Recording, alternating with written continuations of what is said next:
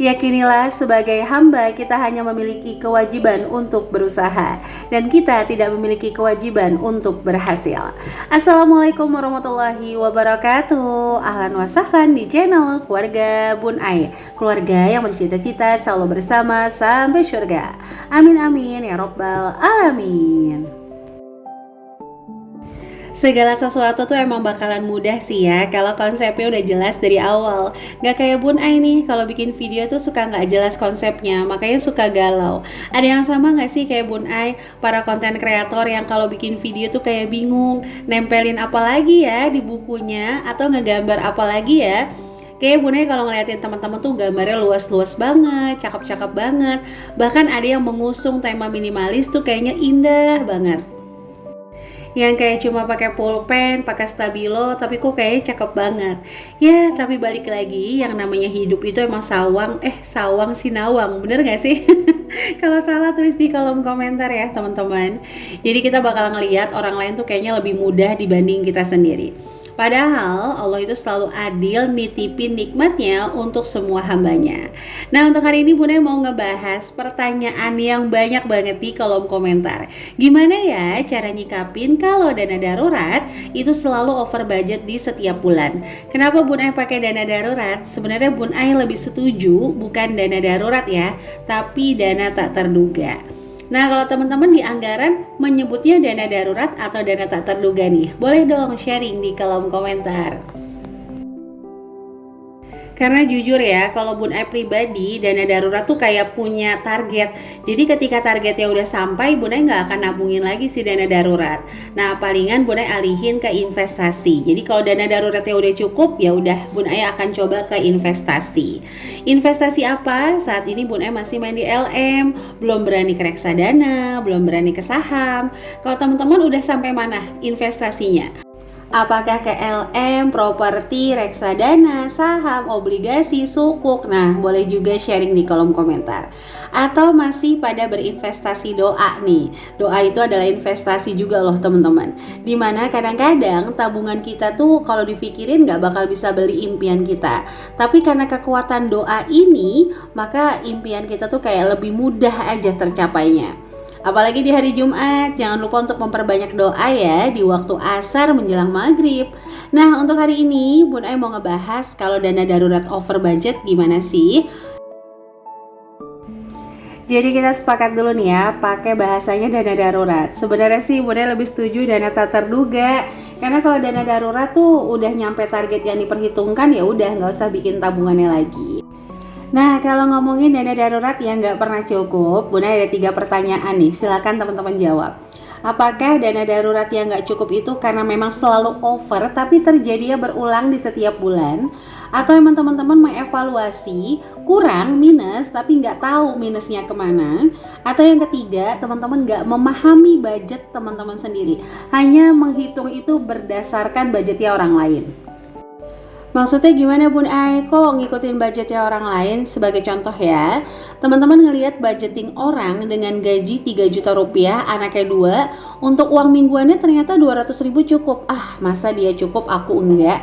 Ingat ya, terkadang anggaran kita itu sangat dipengaruhi yang pertama faktor lingkungan, yang kedua kepribadian, yang ketiga dari habit yang sudah lama diciptakan. Jadi misalnya selalu harus ada ayam, ada ikan, ada daging. Nah itu tiba-tiba langsung berubah, itu malah kata Bun Ai akan membuatnya terlalu frontal sehingga budgetnya biasanya nggak akan bertahan lebih lama. Jadi jangan sampai membuat budgeting tapi nggak paham budgetnya sendiri.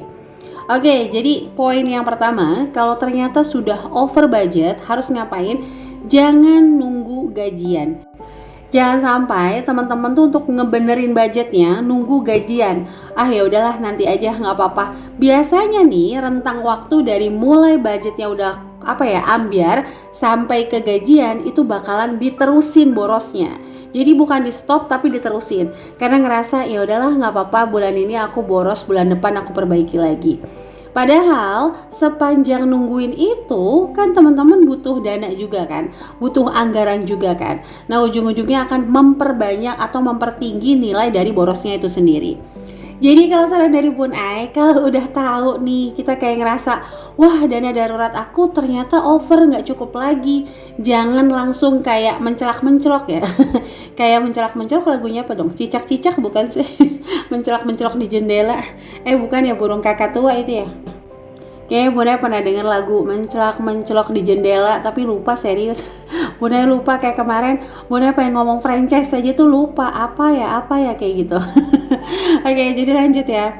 Kalau udah ngerasa over budget, rombak hari itu juga, lihat sisa anggarannya, buat lagi anggaran dari sisa itu, kira-kira berapa sih yang harus banget dibeliin dari mulai hari itu sampai ke gajian berikutnya. Semoga poin pertama bisa dipahami ya. Makanya Bunda juga mengeluarkan metode karet gelang untuk teman-teman yang kayaknya tuh suka banget jajan dan suka banget over. Nah, metode ini secara psikologi ketika boros di minggu pertama, maka nggak usah nunggu gajian lagi untuk membenahi diri. Jadi minggu kedua udah punya spirit lagi untuk ngebedahin anggarannya sendiri. Oke, kita masuk ke poin kedua, yaitu adalah evaluasi. Apakah over budget ya teman-teman untuk kebutuhan atau keinginan? Keinginan ini termasuk tabungan, sedekah, itu masuk ke keinginan ya. Ingat selalu, Allah tidak menyukai apapun yang berlebih-lebihan dan memaksakan, kecuali perihal ibadah yang tidak bayar. Sebagai contoh, sholat, ngaji, itu kan gak bayar ya. Itu wajib dipaksakan. Tapi kalau yang mengeluarkan dana, itu Allah nggak suka yang berlebih-lebihan dan memaksakan. Jadi teman-teman pasti ini, kalaupun mau giving, itu sesuai dengan kemampuan dan sesuai dengan hitung-hitungannya. Nah, terus kalau overnya di kebutuhan gimana Bun Ai? Berarti anggaran yang kamu buat jangan saklek itu aja nominalnya.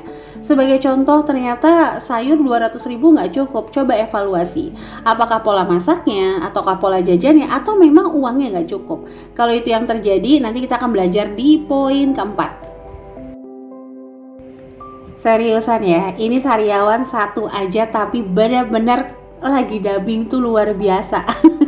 Rasanya aut-autan, jadi kayak ngos-ngos pengen buru-buru. Mohon maaf banget ya teman-teman.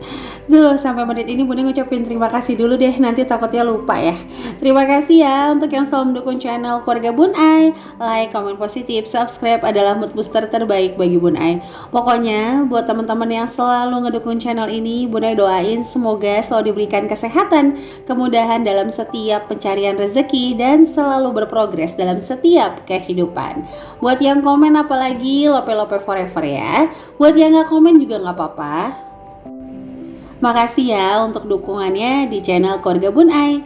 Nah, kalau kamu yang gak sengaja ngeklik video ini baru bergabung, boleh ya bantu Bun Ai untuk klik subscribe dan nyalakan lonceng notifikasi sehingga gak ketinggalan kalau Bun Ai upload video terbaru. Nah, jika berkenan boleh bantu Bun Ai juga untuk di-share ke seluruh sosial media yang teman-teman punya. Semoga apa yang Bun Ai sajikan hari ini bisa menginspirasi dan menjadi amal jariah kita bersama. Oke, langsung aja kita masuk ke 4 menit terakhir di poin ketiga. Ketika dana tak terduga atau dana darurat yang biasa teman-teman sebut itu over, please banget, mulai bulan depan anggaran giving yang udah diketahui nominalnya jangan masukin ke dana darurat atau ke dana tak terduga, tapi masukin ke pos kewajiban. Sebagai contoh ya, misalnya bulan ini kamu udah tahu nih bakal 3 kali kondangan dengan nominal masing-masing kondangan Rp100.000.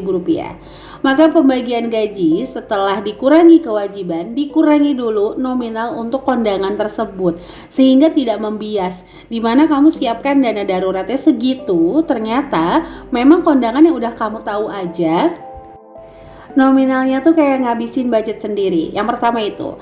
Yang kedua, supaya kamu benar-benar bisa mengadaptif diri kamu sendiri untuk sisa dari gaji dikurangi kewajiban, dikurangi dengan kondangan ini, maka sisanya akan dikelola untuk kebutuhan. Gimana nih? Ada yang pernah nggak kayak gini? Kalau misalnya pernah, tulis ya di kolom komen. Jadi pokoknya kalau emang kira-kira kondangannya kamu udah ketahui nominalnya, jangan masukin ke dana darurat, tapi masukin ke kewajiban. Nah, kita lanjut ya. Yang keempat adalah mengevaluasi kembali untuk pos-pos anggaran. Lihat deh, apakah over budget ini terjadi berulang-ulang. Misalnya sebagai contoh, yang selalu over tuh dana hiburan terus. Nah, perhatikan apakah benar-benar masih bisa ngambil dana lain untuk hiburan yang pertama. Atau yang selalu over tuh dana lauk pauk. Nah, bisa jadi emang nggak cukup dananya.